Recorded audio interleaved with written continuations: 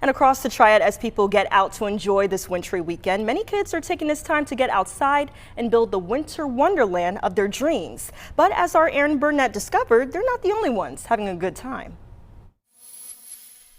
Usually on days like this, you see kids sledding down hills and starting snowball fights, but today it's been nothing but adults getting in on the fun, even building this snowman.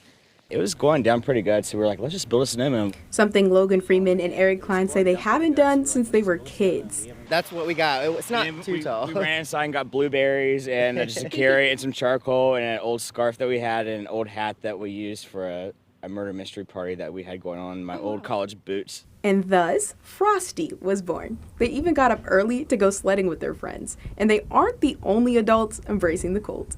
If you got a warm coat and a hat and gloves and some good shoes, you can go out in the snow and run. It's awesome.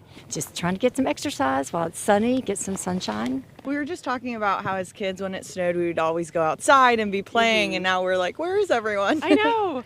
Yeah, we were wondering where all the kids were too, but it's just so nostalgic. Embrace your inner child. Your inner child wants to go outside and play in the snow. So anything for the people older folk who might be in the house today like, I'm not going out to play. Get out and enjoy it. Get out. I mean, walk around, get yourself a cup of coffee and walk down the street and just enjoy it because it'll be gone in a few days. So. All right, I think it's my turn to get in on all the fun. Might even start a little snowball fight. In Winston-Salem, I'm Aaron Burnett, WXAI 12 News.